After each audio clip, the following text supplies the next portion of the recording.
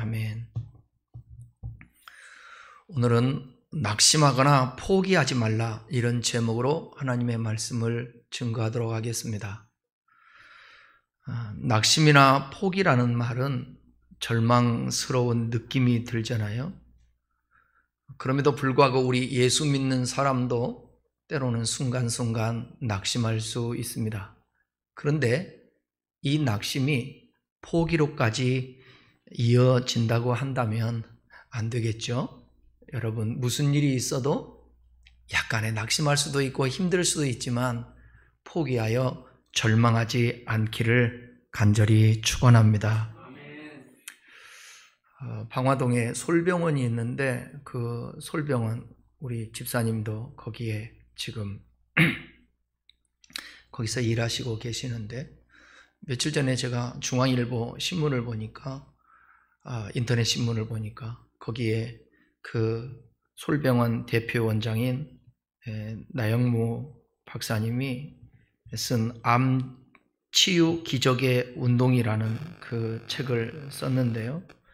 이분은 1996년부터 22년 동안 국가대표 축구 선수를 주치를 했고, 여러분이 잘 아는 김연아 선수, 박세리 선수의 어떤 재활을 돕기도 했던 의사 선생님입니다. 그런데 4년 전에 암이 발병돼서 정말 그 당혹감과 자책, 슬픔 속에서 고통스러운 시간을 보냈는데, 간, 폐, 직장 일부를 잘라낸 6번의 수술과 36차에 걸친 항암 치료로 암을 싸웠습니다. 그리고 지금도 계속 병원에 다니면서 진료를 받고 3개월마다 있지만 지금 암 세포가 몸에 보이지 않는 그런 상황 가운데, 제가 우리 김정숙 집사님을 통해서 그 원장님의 상황들을 많이 듣고 저도 계속 기도했는데, 지금까지 보면 정말 낙심도 되고 우울해지고 포기하고 싶고 그럴 상황들이 참 많았음에도 불구하고, 그럼에도 불구하고 이렇게 이겨내는 걸 보게 되면, 낙심이 찾아와도 우울함이 찾아와도 그 질병을 통한 죽음의 두려움이 찾아와도 포기하지 않고 이겨냈다라는 사실입니다. 이분도 하나님을 믿고 하나님을 찾는 사람입니다. 저와 여러분들, 분명한 사실은 예수 믿는 사람에게도 똑같이 우리에게도 질병이 올 수도 있고 사업이 어려움을 당할 수도 있고 사고를 당할 수도 있고 그렇습니다. 지난주 설교처럼 사랑하는 자의 가정에 병이 올 수 있다는 거예요. 중요한 것은 우리가 그런 상황에서 어떻게 반응하는가의 태도입니다. 그리고 진정한 믿음의 진가가 우리의 어려운 상황 속에서 하나님 앞에 드러나게 되는 것입니다. 그리고 아무리 내가 믿음이 좋다라고 말했다 할지라도 많은 사람들에게 나의 믿음이 폭로되는 것입니다. 그러니까 여러분, 어떤 상황이 있어도 오늘 이 말씀을 들으면서 포기하지 마십시오. 포기하지 마십시오. 오늘 본문의 배경을 살펴보면서 여러분들에게 오늘 어떻게 하면 낙심하지 않고 포기하지 않을 수 있을까 함께 나눠보겠습니다. 갈라디아에 있는 그리스도인들은 사도 바울을 통해서 복음을 받아들이고 얼마나 기뻤는지 모릅니다. 바울은 그 당시에 병이 있었어요. 몸이 되게 불편했는데도 불구하고 갈라디아 지방에 들렸다가 복음을 전해줬습니다. 이 복음을 들은 갈라디아 사람들은 너무나도 기쁘고 감격해서 바울을 높여주고 바울과 좋은 관계를 맺었습니다. 그 내용을 갈라디아서 4장 13절 14절에서 이렇게 말하고 있습니다. 함께 읽어보겠습니다. 내가 처음에 육체의 약함으로 말미암아 너희에게 복음을 전한 것을 너희가 아는 바라. 너희를 시험하는 것이 내 육체에 있으되 이것을 너희가 업신여기지도 아니하며 버리지도 아니하고 오직 나를 하나님의 천사와 같이 또는 그리스도 예수와 같이 영접하였도다. 갈라디아 교회는 사도 바울이 1차 전도 여행 도중에 온갖 고난을 무릅쓰고 세운 교회입니다. 그리고 2차 전도 여행을 할 때에는 바울이 이 세웠던 갈라디아 교회에 방문해서 그들에게 말씀을 또 가르치고 그들을 응원해 주면서 교인의 수가 많이 불어나게 되었습니다. 그런데 이 갈라디아 교회는 이렇게 외적으로는 성장하는 교회였지만 신앙적으로는 아주 성숙하지 못한 그런 교회였습니다. 그래서 바울이 떠난 뒤 율법주의를 신봉하는 거짓 교사들이 교회에 들어와서 미혹하게 되었습니다. 그 거짓 교사들은 유대의 율법주의자들로 그들은 구원을 받기 위해서는 예수를 믿는다 해도 구약의 율법을 지켜야 구원을 받을 수 있다고 말합니다. 그리고 유대인들의 규례인 할례를 받아야 된다고 하면서 교인들을 구약의 복잡한 율법의 규례들을 통하여서 그들을 얽어맸습니다. 그래서 오직 하나님의 은혜와 믿음으로 구원받게 되는 구원의 진리를 할례를 받아야 한다고 하면서 왜곡시켰습니다. 그리고 거짓 교사들은 자기들의 주장을 합리화시키기 위해서 바울의 사도권까지 부인하게 되었습니다. 쉽게 얘기하면 바울은 예수를 본 사람도 아니고 예수님께 가르침을 받은 사람도 아니고 예수님께 파송당한 사람도 아니야. 사도라고 말할 수 없어. 이렇게. 사도란 보냄을 받은 자, 파송을 받은 자 그런 뜻이 있는데 좀 더 설명해 드리면 사도라는 것은 그 직함은 예수님과 함께 있으면서 예수님께 직접 가르침을 받고 복음을 위해서 세움을 받은 자, 이 자를 사도라고 말합니다. 그러니까 엄밀하게 얘기하면 성경에는 12사도밖에 없는 거예요. 그러나 왜 바울은 스스로 자기를 사도라고 얘기했느냐? 친히 다메섹 도상에서 예수님을 만났거든요. 그리고 사도행전 9장에 보게 되면 뭐라고 말씀하게 되면 너는 나의 택한 그릇이다 그렇게 말하고 있어요. 그러니까 하나님이 택해서 하나님이 세워서 하나님의 보내심을 받았다고 생각되기 때문에 자기는 사도라고 말하고 있는 것입니다. 그런데 그 당시에 유대교인들은 이 교회에 들어와서 사도 바울은 사도가 아니다라고 그렇게 말을 합니다.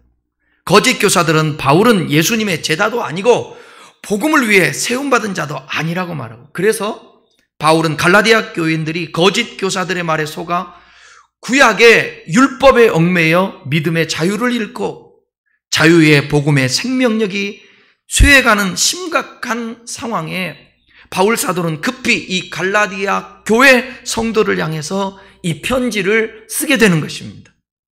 그리고 하는 말이 너희들 거짓 교사들에게 속으면 안 돼. 이단에 빠지면 안 돼. 왜 성령으로 시작했다가 육체로 마치냐? 성령으로 말미암아 구원받고 성령이 아니고서는 예수를 주라 고백할 수 없죠. 그래서 너희가 주로 고백했는데 왜 다른 복음을 받아들여? 너희들이 지금 유혹을 받아 그렇게 신앙생활을 잘못하려고 하고 있느냐? 이렇게 지금 권면하기 위해서 편지를 쓰고 있는 것입니다. 갈라디아 성도들은 처음 받아들인 복음의 감격과 기쁨은 거짓 선지자들로 인해서 곧 낙심으로 바뀌고 말았습니다. 마음속에는 온통 혼란스러운 생각들이 가득 찼었습니다. 옳고 그름에 대한 판단 기준을 상실하는 것만큼 고통스러운 일은 없을 것입니다. 우리도 그러잖아요. 이것이 옳은가? 이게 옳지 않은가? 내가 가야 되나? 말아야 되나? 해야 되나? 말아야 되나? 사야 되나? 사지 말아야 되나? 이런 판단 기준이 없을 때 우리가 고통스러운 거예요. 더구나 선을 행하는 일은 지속적인 자기 성찰과 노력이 필요해요. 은혜가 필요해요. 이 속에 확신이 필요합니다. 그런데 계속되는 말씀의 공급이 없는 거예요. 그리고는 오히려 잘못된 그 당시에 거짓 교사들의 가르침으로 인하여서 흔들리게 되는 것입니다. 그러니까 여러분들도 하나님의 말씀이 잘 박힌 못과 같이 내 마음판에 새겨져 이 말씀이 바른 신앙의 가치관이 돼서 판단 기준이 되고 무슨 일을 하든지 그 말씀에 준하여 결정할 수 있는 여러분들에게 그 성경적 가치관이 있어야 되는 거예요. 제가 지난 수요일날도 말씀드리며 수요예배 때 이 주일날 꼭 내가 이 말씀 드린다고 그랬는데 여러분 사람은 지극히 평행적인 그런 성향을 가지고 있어요. 요즘은 특별히 이 유튜브를 통해서 보게 되면 알고리즘이라고 그러죠. 여러분들이 보는 것만 계속 연달아 오는 것입니다. 그래서 설교도 마찬가지예요. 설교도 내가 온전히 성경에 대한 가치관, 도대체 성경은 뭐라고 말하고 있는가에 대한 그 기준이 서지 않는 상황에서 내가 필요하고 원하는 것들만 유튜브를 찾아서 설교를 듣는다? 당장 은혜 받는 것은 좋습니다. 마음에 감동되는 것은 좋습니다. 그러나 바른 기준이 쓰지 않는 가운데 여러분의 관점에서 여러분이 좋은 대로 편식을 하게 되면 신앙이 자라지 않습니다. 그래서 최소한도 여러분, 제가 그래도 7년 동안 신학 공부를 하지 않았습니까? 30년 가까이 늘 말씀을 연구하면서 저는 수많은 책들과 성경을 어떻게 봐야 될 것인가, 성경은 도대체 뭐를 말하려고 하는가, 구원이라는 것은 뭔가, 예수 믿는다라는 것은 뭔가, 구약은 뭐라고 말하고 있는가, 신약은 뭘 말하고 있는가, 성경 전체는 뭘 말하려고 하는가, 거기에 대한 확실한 지식과 경험과 확신을 저는 가지고 있습니다. 그래서 최소한도 제가 일주일에 유튜브에 올리는 게 2번 설교 아닙니까? 그리고 주일날 이 예배 드리고 오후에 또 우리가 편안하게 하나님의 말씀을 같이 나누지 않습니까? 그러니까 여러분들이 주일날 한 번 예배 듣는 것으로 인하여서 성경을 보는 안목이 생긴다고 생각하면 안 됩니다. 제가 설교를 할 때는 종합적으로 고민해서 성도들의 신앙의 질적인 면, 지식적인 면, 또 생활은 어떻게 해야 될 것인가 종합적으로 기도하고 고민하면서 설교를 하는 것입니다. 그러니까 여러분들이 설교를 수요예배 못 나온다 할지라도 꼭 유튜브를 통해서라도 말씀을 여러분들이 들어야 합니다.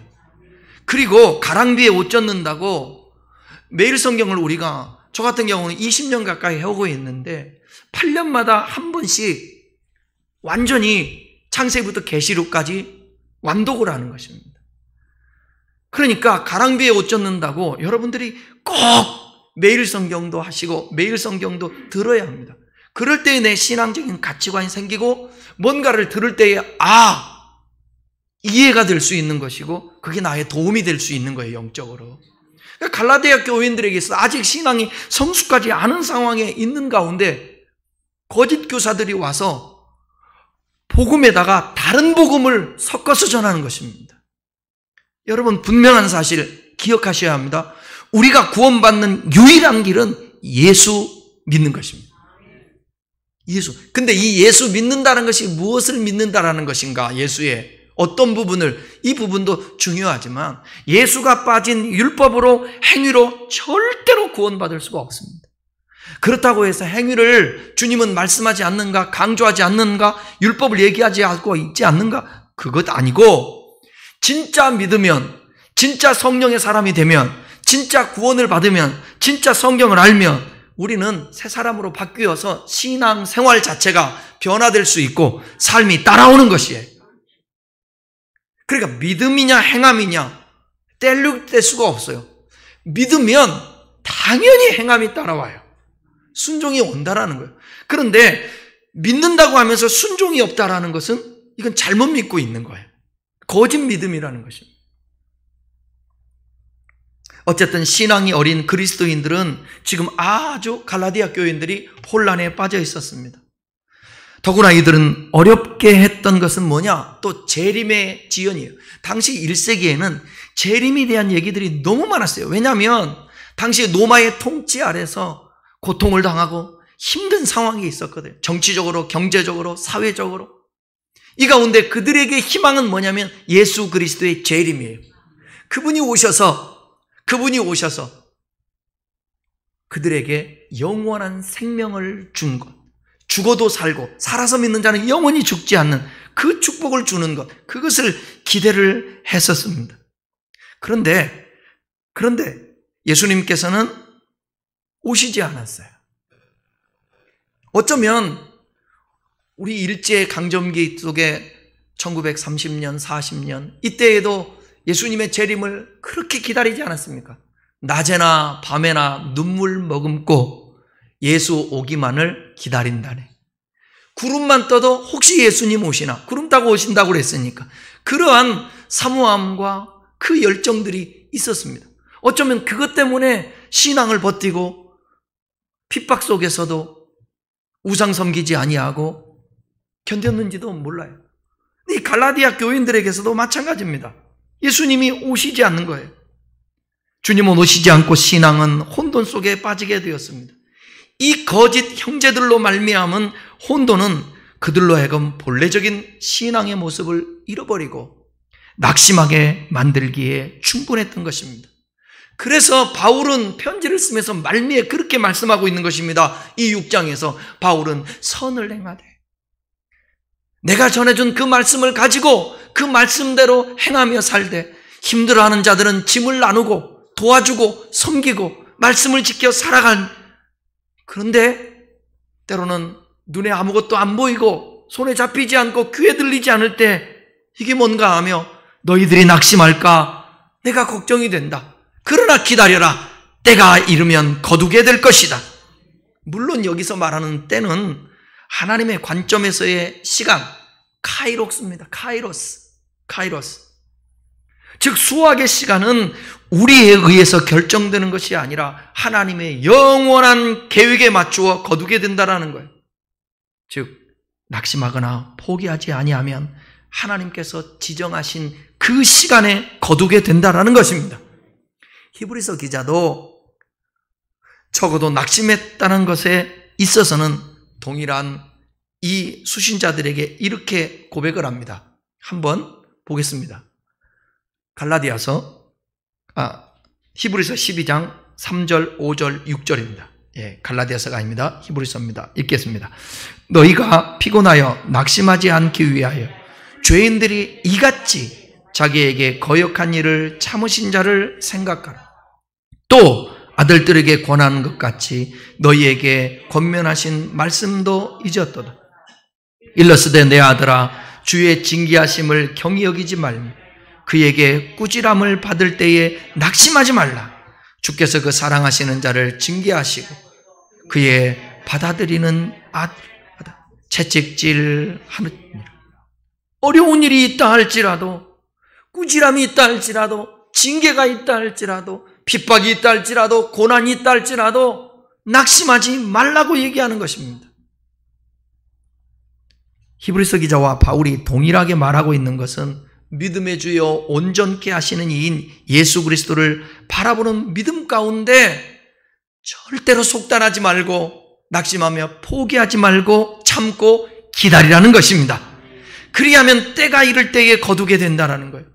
우리를 어렵게 하는 환경들은 주님의 사랑하심에 대한 표현이라는 것을 우리는 알아야 합니다. 그러므로 선을 행하다가 낙심하지 말고 오히려 주님의 때를 기다리면서 더욱더 기회에 있는 대로 적극적으로 믿음을 지키며 기존에 하던 대로 선을 행할 수 있기를 바랍니다. 기도할 수 있기를 바랍니다. 기도해도 소용없네. 믿어도 소용없네. 그러면 낙심하게 되고 포기하게 되는 것입니다. 본문을 읽으면서 자세히 설명해 드리겠습니다. 갈라디아서 6장 7절 8절입니다. 스스로 속이지 말라. 하나님은 업신여김을 받지 아니하시나니 사람이 무엇으로 심든지 그대로 거두리라. 자기의 육체를 위하여 심는 자는 육체로부터 썩어질 것을 거두고 성령을 위하여 심는 자는 성령으로부터 영생을 거두리라. 이거를 유진 피터슨이 그 번역했던 메시지 성경에는 이렇게 말하고 있어요. 더 좀 이렇게 이해하기 쉽게. 그래서 제가 적어봤습니다. 착각하지 마십시오. 어느 누구도 하나님을 속일 수 없습니다. 사람은 심는 대로 거두게 마련입니다. 다른 사람의 사정은 아랑곳하지 않고 하나님을 무시하고 이기심을 심는 사람은 잡초를 거둘 것입니다. 그런 사람은 자신만을 위해 살면서 온통 잡초만 키워낼 것입니다. 그러나 하나님께 대한 응답으로 심고 그것을 키우는 일을 하나님의 영에게 맡기는 사람은 참된 삶, 영생, 곧 영생이라는 알곡을 거둘 것입니다. 그러니까 지금 거짓 교사들에게는 썩어질 것을 거둘 것이고, 너희들은 진짜 영생을 거둘 거니까 절대로 낙심하거나 타협하거나 미혹을 받지 않도록 해라. 육체를 위하여 죄악을 심는 삶을 살면서도 거기에서 영생을 거둘 수 있다는 잘못된 생각으로 속임을 당해 스스로를 속이지 말라는 것입니다. 하나님은 이런 자들에게 조롱을 당해 그들에게 영생이라는 엉뚱한 선물을 주실 만큼 어리석지 않으신다라는 것입니다. 하나님께서 영적 세계와 자연계에 세워놓으신 원리가 무엇으로 심든지 그대로 거둔다라는 것이기 때문에 자기의 육체를 위하여 심는 자는 거기에서 나오는 열매밖에 거두지 못한다는 것입니다. 이러한 변치 않는 사실을 아는 자라면, 또 확신하는 자라면 진리를 왜곡하는 사탄에게 미혹을 당해 자기 육체를 위해 부지런히 심고도 영생을 얻을 수 있으리라는 생각으로 스스로 속이진 않는 것이다 라는 말씀입니다. 7절에 밝힌 심는 대로 거둔다라는 그 심판의 원리를 8절에서는 서로 상반되는 두 가지의 경우에 적용시키는데, 그것이 바로 뭐냐? 육체를 위하여 심는 것과 성령을 위하여 심는 것입니다. 본문은 전적으로 상반되는 두 개의 밭에 씨를 심는 것을 묘사하는데, 자기 육체를 위하여, 곧 육체에 씨를 뿌리는 자는 육신을 쫓는 자를 말합니다. 그리고 육신의 일을 생각하는 사람입니다. 그리고 육신에게 져서 육신대로 사는 사람. 반면에 성령을 위하여, 곧 성령의 씨를 뿌리는 자는 뭐냐면 영을 쫓는 자, 영의 일을 생각하면서 영으로서 몸의 행실을 죽이는 사람. 이렇게 반대들은 두 밭에 씨를 뿌린 두 사람은 당연히 완전히 다른 열매를 각각 거두게 될 것이라는 것입니다. 그것은 바로 썩어질 것과 영생입니다. 여러분들이 육체를 위하여 심으면, 육체를 위해서 아무리 열정을 가지고 비전을 가지고 꿈을 가지고 거기에다가 피를 쏟듯이 땀을 쏟듯이 한다 할지라도 그게 육체적인 것이라면 썩어질 것을 거둘 것이고, 아무리 힘들어도 성령을 위해서 심는다고 한다면 그 자는 영생을 거둘 것이라는 거예요. 썩어질 것에 해당하는 이 프로도라는 이 단어는 부패라는 뜻을 갖고 있습니다. 멸망이라는 뜻으로 번역해도 됩니다. 그러니까 멸망, 멸절, 영원한 죽음을 의미하는 것으로 이해해도 되는 거예요. 영생에 해당하는 조엔 아이오니온이라는 이 단어는 단순히 삶이 계속하여 지속되는 것만을 말하는 것이 아니에요. 영생이라는 것은 영원히 산다라는 거잖아요. 영원히 산다라는 것은 지옥에서도 영원히 살 수 있잖아요. 하나님 나라에서도 영원히 살 수 있고, 여기서 말하는 이 영생은 뭐냐면 단순히 삶이 계속 지속되는 것이 아니라 하나님과 교통하며 하나님과 함께하며 완전한 행복을 누리는 그런 가운데 영원히 사는 것을 표현하고 있는 것입니다. 썩어지는 것, 영원한 죽음도 단순히 영원한 소멸을 의미하는 것이 아니라 궁극적으로 하나님과의 교통이 완전히 단절되는 거예요. 그러니까 죄의 싹은 사망이라 했을 때 이 사망은 뭘 뜻하는 거라고요? 육신의 죽음을 말하는 것이 아니라 하나님과 사람 사이의 단절을 말하는 거예요. 죄가 바로 그렇게 만드는 것입니다. 죄가 하나님과 우리 사이를 끊어놓는 거예요. 단절하게 만든다는 것입니다. 그러니까 여러분, 육을 위하여 심으려고 하지 마십시오. 육으로 뭔가 하려고 하지 마십시오. 우리가 성령으로, 믿음으로, 하나님의 말씀으로 영생을 얻고 구원을 받을 수 있게 되는 것입니다. 그것을 위해서 오늘 심어야 되는 것입니다. 저는 청년 때에 그 들었던 말씀 중에 지금까지도 기억나는 게 그래요. 어린 아이가 엄마에게 이렇게 말하는 거예요. 엄마가 호주 가려고 하는데 엄마는 그렇게 호주 가려고 그렇게 이렇게 짐을 잘 준비하고 이렇게 하는데 초등학생이 하는 말이에요. 엄마는 왜 천국 가려고 하는 것은 준비하지 않아? 그러니까 주일학교 가서 들은 게 그런 거예요. 천국 가려면 믿음으로 살아야 되고 준비해야 되고 이런 기름 준비해야 되고 이런 얘기를 들었는데 호주 가려고 하는데 그렇게 준비를 하는데 그러니까 믿음을 엉터리로 한 거죠. 육을 위해서 심는 것과 영을 위해서 심는 것. 우리가 육신의 옷을 입고 살기 때문에 육신의 삶을 벗어나서 살 수는 없잖아요. 그러나 그 모든 것이 성령 안에서, 주 안에서, 그리스도 안에서, 믿음 안에서, 말씀 안에서 먹고 마시고 입고 일하고 비전 갖고 꿈을 갖고 살아가는 것입니다. 그것이 영을 위해서 심는 자 아니겠습니까? 로마서 8장 13절에서는 이렇게 말씀합니다. 너희가 육신대로 살면 반드시 죽으려니와. 육신대로 살면 하나님과 단절되지만 성령으로서 너의 몸의 행실을 죽이면 살리라. 우리 안에 죄의 소원들이 얼마나 많습니까? 여러분 안에 눈 뜨고 잠잘 때까지 죄의 소원들이 없어요? 죄 짓는 마음, 죄 짓는 삶 있어요, 없어요? 있죠? 저만 있는 줄 알았더니 위로가 되네. 여러분도 있다니까. 이 죄의 소원이 있지만 그 죄의 소원을 다스려야 돼요. 이 다스리는 것은 무엇으로 다스리냐? 내 이성으로가 안 돼요. 안 됩니다. 이 죄를 어떻게 다스려요? 이 죄를 다스리기 위해서 옛날에 1세기 때를 비롯해서 중세까지, 아니 현대에도 마찬가지예요. 어디로 가느냐? 사막으로 가요. 그 어떤 사람은 탁발승을 해요. 그냥 거지같이 길만 걸어 다녀요.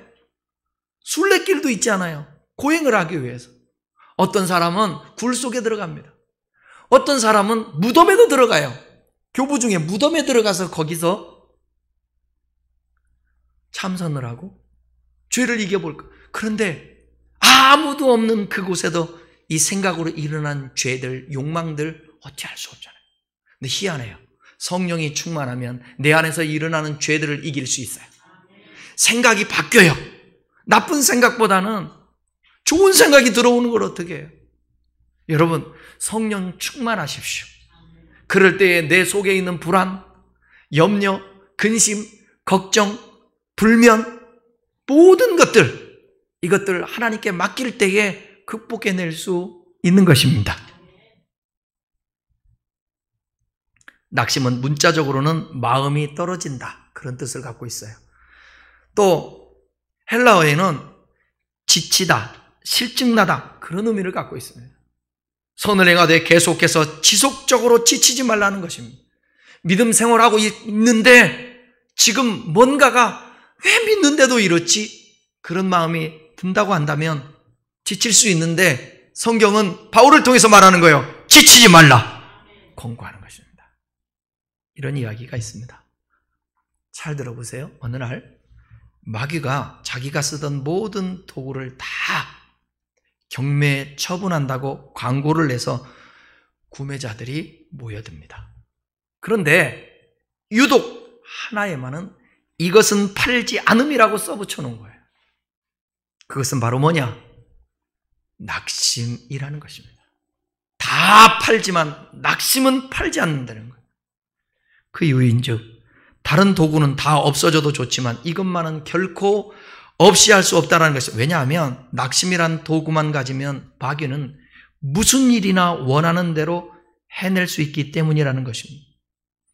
마음의 소원에 이 낙심만 집어넣으면 그 다음에는 무슨 일이라도 할 수 있다는 거예요. 낙심이라는 도구는 마귀가 가장 유용하게 사용하는 이 도구이며, 그렇기 때문에 신앙생활을 잘하다가도 어떤 이유에서건 여러분들에게 낙심하게 된다면 마귀가 와서 여러분들을 넘어뜨릴 수 있는 아주 좋은 기회라는 것을 기억하셔야 해요. 그러니까 낙심은 안 되는 거예요. 낙심은 안 됩니다. 선을 행하다 낙심하지 말지니 때가 되면 거두리라. 낙심은 불신앙의 결과입니다. 마귀가 주는 마음입니다. 속으면 안 되는 것입니다. 낙심이라는 것은 열심히 시험을 준비하였지만 결과가 만족스럽지 않을 때 느끼는 감정과도 같습니다. 평생을 심혈을 기울여서 해온 일이 무가치한 일로 판정을 받을 때 그때에 느끼는 감정, 이게 낙심입니다. 낙심은 어떤 일을 좋은 동기로 시작했지만 그로 인해 괜한 오해도 받고 상처도 받으면서 내가 그 일을 왜 했지? 그 얘기를 왜 했지? 괜히 시작했지? 라고 후회하는 감정 속에 나타나는 것, 이게 낙심입니다. 또 인간관계 속에서 낙심은 관계의 깨어짐을 의미하는 실망과도 같은 것입니다. 그러므로 여러분, 낙심은 우리의 삶을 황폐하고 불안정하게 합니다. 낙심은 우리로 힘을 잃게 하고 자주 넘어지게 하며 그리스도인 됨을 포기하게 합니다. 그냥 그렇게 살아야지, 나 같은 것이 무엇을 한다고 그렇게 생각하면서 낙심하고 낙심에 이어 포기하는 거예요. 사람을 의지하던 시선을 이제는 하나님을 바라보고 하나님을 의지하는 그 시선으로 바꿔야 합니다. 사람 바라보면, 사람의 소리를 들으면 낙심하게 돼요. 나를 보면 낙심하게 돼요. 하나님을 바라보면, 하나님 앞에서의 나라는 존재를 보면 낙심하지 않고 이겨낼 수 있습니다. 그러니까 얼마나 우리 신앙 속에서 이 믿음이 필요한가. 그래, 믿음은 그냥 생기는 게 아니잖아요. 믿음은 하나님이 선물로 주신다고 하지만 이 믿음은 들음에서 나며 들음은 그리스도의 말씀으로 말미암느니라. 아브라함이 처음에 믿음으로 고향 땅을 떠나서 하나님이 지시할 땅으로 가지만 그가 온전한 믿음, 맡기는 믿음, 절망하지 않고 낙심하지 않고 포기하지 않은 온전한 믿음이 되기까지는 25년이 걸렸다라는 거예요. 실제로 하나님께 직접 레슨을 받았음에도 불구하고 25년이에요. 근데 어쩌면 저는 또 다른 면으로 생각하면 아브라함은 하나님께 직접 들은 말씀이 있지만 하나님에 대한 이해가 우리가 찰 수 없었을 거예요. 단편적이지. 왜냐하면 그때는 성경이 없었으니. 그러나 우리는 성경을 갖고 있지 않습니까? 그러니까 아브라함보다도 훨씬 더 우리는 더 빠른 시간에 믿음을 가질 수 있어요. 그러니까 믿음은 들음에서 나며 들음은 그리스도의 말씀이라. 여러분, 성경 펴들지 않고 성경 읽지 않고 절대로 믿음 안 자랍니다. 안 자랍니다. 이 성경 속에 들어가야 합니다. 그리고 성경에서 예수를 만나야 합니다. 여러분이 유튜브를 보듯이 성경을 보십시오. 한번 작정하고 남은 몇 개월 되지 않는데 남은 한 4-5개월 동안 4개월 동안 내가 3개월 동안 성경을 한번 보리라. 아니면 신약 성경이라도 보리라. 아니면 마태복음이라도 보리라. 아니면 제일 짧은 성경이 어딘지 아세요? 제일 성경이 짧은 권수. 어허이, 유다서. 성경 전체에서 유다서는 한 장밖에 안 돼요. 왜 제가 이 말씀을 하시는지 여러분 아시죠? 왜냐하면 저나 여러분이나 똑같으니까. 왜? 목사도 있잖아요. 작정하지 않으면 성경 못 봅니다. 책 봐야죠. 공부해야죠. 목회해야죠. 그러니 목사가 성경을 못 보는데 성도인들 얼마나 보겠냐 이거예요. 그런데 여러분, 잠 안 오면 구격구격 자려고 몸부림치지 말고 성경을 보세요. 어떤 분이 10년 동안 그렇게 살았대요. 10년 동안. 잠이 안 와서 성경을 보기 시작했는데 지금 평신도인데 지금은 거의 성경 박사가 돼서 젊은 애들과 변증적인 그런 하나님의 말씀을 토론하는 그런 자리에 있더라고요. 성경을 읽으세요. 성경을 읽으세요. 그래야 믿음이 생깁니다. 믿음은 들어야 합니다. 말씀을 들어야 합니다.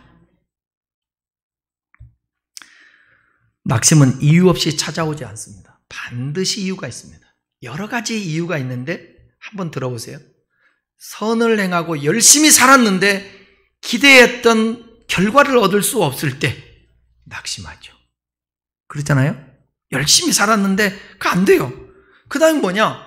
기도 응답이 더딜 때, 하나님의 뜻에 유배된 것이 아닌 내가 진짜 이게 하나님의 뜻이라고 생각하고 지금까지 끈질기게 계속 기도해 왔는데 하나님 기도에 응답해 주지 않아요.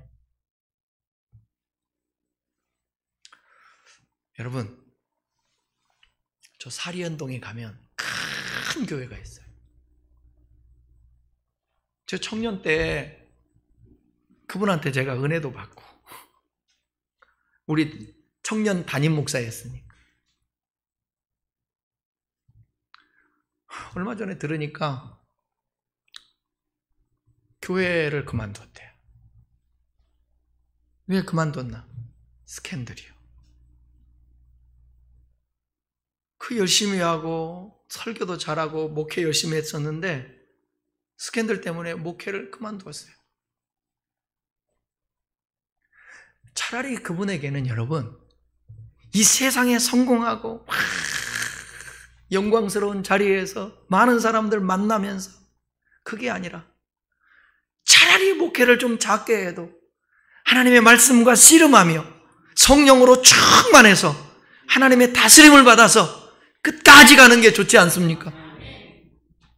제가 죽으면 묘비에다가 이거 하나 써주면 되는 거예요. 저는 그 생각으로 살아요. 끝까지 잘 달려왔다. 주님 앞에도 인정받고 싶고 사람들한테도 끝까지 잘 달려갔습니다. 이 소리. 그러면 그 끝까지 믿음을 지켜야 하잖아요. 선한 싸움 싸우고 달려갈 길 마치고 믿음을 지켰다. 끝까지 잘 달려가는 거예요.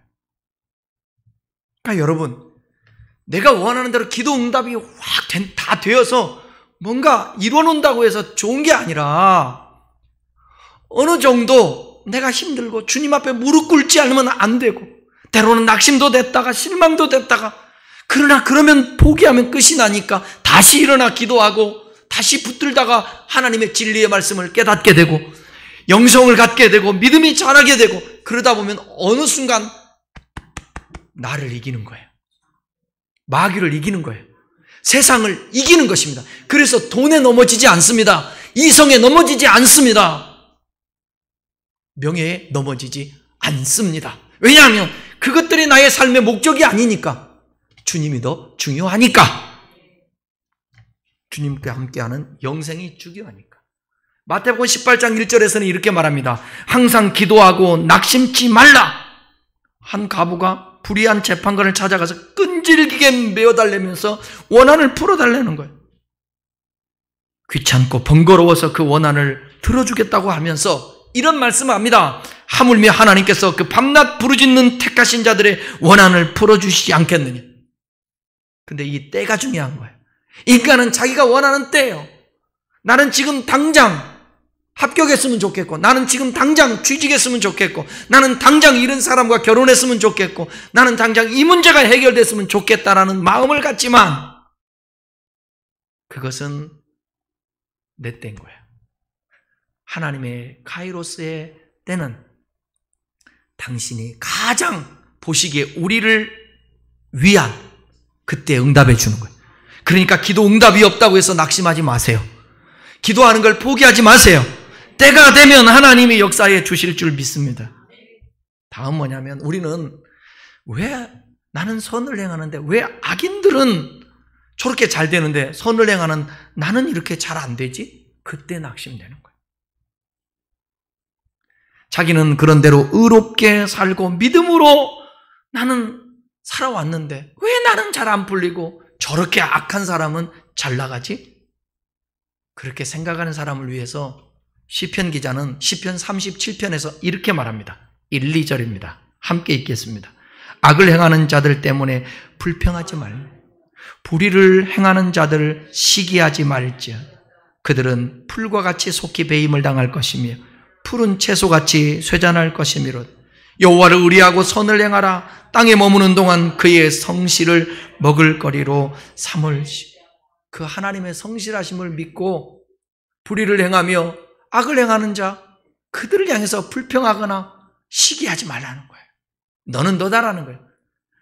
의인의 행위대로 악인이 받고 악인의 행위대로 의인이 받는 것이 이 세상의 삶일 수도 있습니다. 거기에 속으면 안 되는 거예요. 의인같이 행했는데 악인이 받아야 될 것을 받아. 그러니까 열매가 때로는 볼 때에 안 좋을 수도 있어요. 근데 악인의 수고대로 의인이 행한 것처럼 받는 거예요. 저 사람은 악한데 돈도 잘 벌고 어떻게 자식들도 그렇게 잘 돼? 이것 때문에 실망하는 것입니다. 그런데 시편 37편 5절에서 8절까지는 또 이렇게 말합니다. 읽어요. 내 길을 여호와께 맡기라. 그를 의지하면 그가 이루시고 내 의를 빛같이 나타내시며 내 공의를 정오의 빛같이 하시리로다. 여호와 앞에 잠잠하고 참고 기다리라. 자기 길이 형통하며 악한 꾀를 이루는 자 때문에 불평하지 말지어다. 분을 그치고 노를 버리며 불평하지 말라. 오히려 악할 뿐이니. 불평하면 그게 악화되는 거예요. 그러니까 때로 모르면 이렇게 막 기도하면서 하세요. 하나님, 나 왜 그런지 모르겠어요. 그러나 참아볼게요. 견뎌볼게요. 힘을 주세요. 하나님, 나 좀 힘 좀 주세요. 그리고 그 하나님의 때를까지 내가 참게 하시고 그 과정 속에서 잘 이해하고 견딜 수 있는 힘을 주시고 그 과정 속에서 신앙이 성숙해지게 하여 주시고 면역성이 자라게 하시고 맷집이 생기게 하여 주십시오. 이렇게 기도하는 거예요.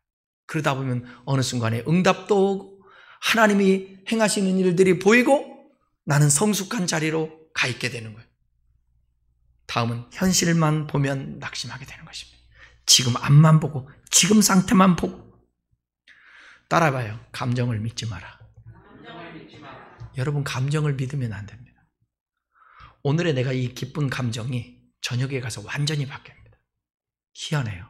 부부싸움에 칼로 물베기라는 것은 뭐냐면, 아니 아침에 안 산다고 그렇게 등 돌리고 나는 이제 끝이야. 당신 같은 인간하고는 이제 못 살아. 그랬는데 저녁에 이불 속에 있는 거예요. 이게 사람이에요. 이게 감정인 거예요. 그러니까 감정을 믿지 말아요. 감정을, 현실만 보지 마세요. 에레미야가 3장 19절 20절 이렇게 말하고 있습니다. 내 고초와 재난 곧 쑥과 담직을 기억하소서. 내 마음이 그것을 기억하고 내가 낙심이 되오나. 낙심거리를 보는 거예요. 그것 때문에 우리는 주님의 안경으로 봐야 되거든요. 따라해봐요. 인생을 끊어서 보지 말고 그 다음은 통으로 보죠. 끊지 말아요. 지금이 다가 아니에요. 통으로 보세요.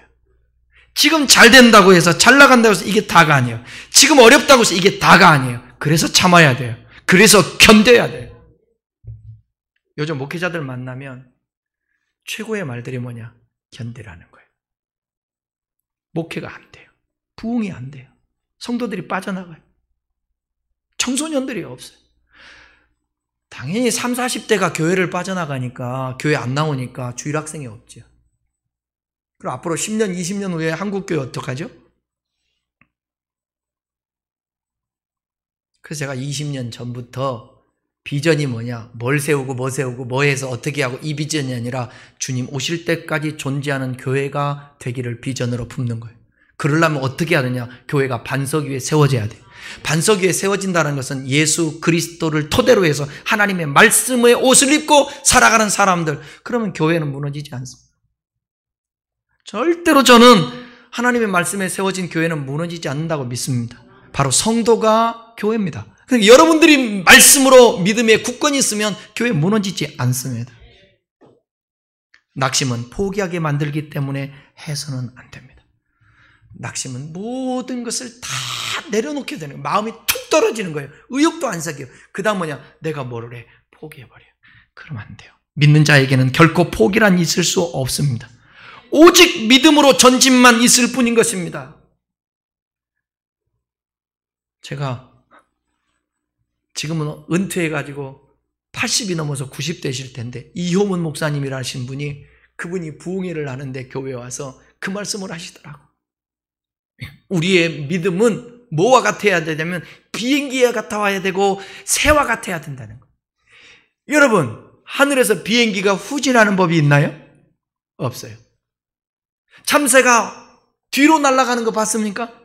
앞으로만 간다는 우리의 신앙도 뒤로 물러가면 침륜에 빠질 자라는 거예요. 멸망한다라는, 그러니까 앞으로만 전진하라는 거예요. 쉽지 않습니다. 그래도 그렇게 해야 합니다. 우리 낙심을 이깁시다. 하나님 바라보는 길입니다. 주님 바라보세요. 그리고 주님의 사랑을 확신해야 합니다. 구원을 확신해야 됩니다. 함께 하심을 확신해야 됩니다. 그리고 이렇게 선포하십시오. 시편 42편 5절입니다. 내 영혼아, 내가 어찌하여 낙심하며 어찌하여 내 속에서 불안하여 하는고? 너는 하나님께 소망을 둬라. 그가 나타나 도우심으로 말미암아 내가 여전히 찬송하리로다. 낙심하지 않고 주님 바라보라는 거예요. 소망을 두라는, 그러면 찬송하게 될 것이라는 것입니다. 지금 사람 때문에 힘드나요? 여러분의 사업과 직장과 일 때문에 가정에 힘든 일이 있나요? 그렇게 외치십시오. 영혼아, 낙심하지 마. 하나님 바라봐. 하나님이 도와주실 거야.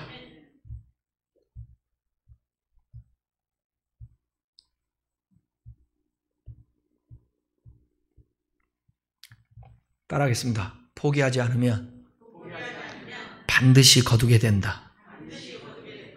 저는 그 말씀을 믿습니다. 자, 이스라엘 백성들이 70년 동안을 바벨론으로 포로 가운데 있었습니다. 절망이죠. 무슨 소망이 있겠습니까? 70년, 세대가 지나가는데. 그런데 하나님이 그들에게 이렇게 역사합니다. 시편 126편 5절 6절입니다. 눈물을 흘리며 씨를 뿌리는 자는 기쁨으로 거두리라. 울며 씨를 뿌리러 나가는 자는 반드시 기쁨으로 그 곡식단을 가지고 돌아오리라. 시편 126편 이 말씀은 뭐냐면 포로에서 돌아오는 상황을 말하는 거예요. 뭐라고 얘기했냐면 주께서 포로 가운데 있었을 때에 그들을 돌아오게 하는데 이것이 뭐냐? 하나님이 대사를 행하였도다. 그러니까 참고 눈물 흘리며 기도하라는 거예요. 인내하라는 것입니다. 사람이 무엇으로 심든지 그대로 거두리라. 우리가 무엇만 하지 않았다면 그렇게 말하면서 내가 그것만 안 했다면 낙심하면서 그것이 포기까지 이르면 절대로 안 됩니다. 한 번 포기하는 것이 어렵지 두 번, 세 번 포기하는 것, 그건 일도 아닙니다. 말씀을 마치겠습니다. 여러분, 낙심은 절대 금물입니다. 왜냐하면 이 낙심이 절망과 포기로 이어지기 때문에 그렇습니다. 낙심은 마귀가 사용하는 가장 큰 도구이기 때문입니다. 하나님을 사랑하는 자, 곧 그 뜻대로 부르심을 입은 자들에게는 모든 것이 합력하여 선을 이룰 것입니다. 바울 사도는 신앙 때문에 자기가 바라는 대로 되지 않는 것들 때문에 포기하려고 그러고 낙심하고 있는 그 당시의 갈라디아 교인들을 향해서 그러면 안 된다. 그러면 안 된다. 끝까지 낙심하거나 포기하지 말아라. 이렇게 권면하고 있는 것입니다. 다 같이 기도하겠습니다.